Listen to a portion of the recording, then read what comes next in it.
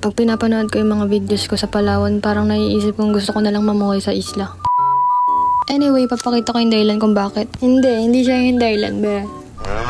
Uwi na kami ng Taytay, pero si Nisi, as a very spontaneous person, naisipan niya magpunta ng San Vicente. Sila rin yung kasama natin sa Taytay, yung mga high school friends ni Nisi. Ako. 6 person ba yan? Pagkatapos namin humanap ng pwede naming tuluyan sa Port Berton, bumiyahe na rin agad kami. Be, ilang beses ko na nasabi sa videos ko na walang daanan dito sa Palawan na walang puno. Ay, tingnan nyo lang. Ay, paano ka naman mapapagod mag-drive din eh? Kita mo ba?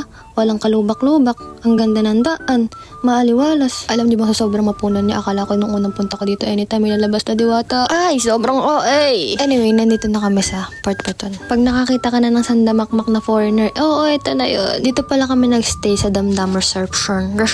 Ayan yung mga room nila. Bahay kubo tayo pero sobrang lamig niyan. Sobrang sarap sa pakiramdam. Room tour naman tayo para kunwari vlogger tayo. Isang room lang pero meron kaming 3 bed.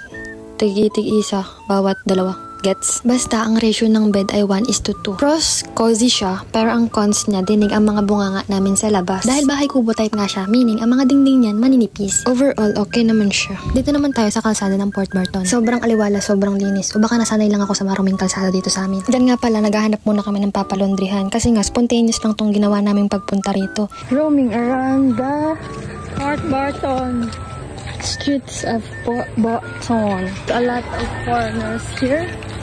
We're gonna look for one for her friend. What's the name of your friend? Laika. Yeah.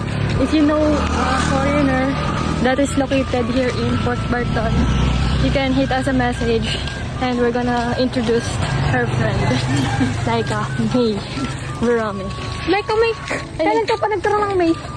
Ladies and gentlemen, this is the Laika May. Pagtapos namin sa laundryhan, dito naman kami sa my beds. I think that was our lucky day because the sunset showed up. Na-upload ko na ibang sunset. Tingnan nyo na lang sa profile ko. After namin maglakad, naghanap kami ng malalafang at gutom na nga kami at baka makain na namin ng isa't isa. Ito naman, minadaanan kaming maliit na daga. Gusto ko iuwi ni Nisi. Hindi naman siya nagtagumpay at nagpatuloy kami sa aming paglalakbay. Natapos ang aming gabi dito sa Gelato sa may kanto. Yun lang, follow for part 2!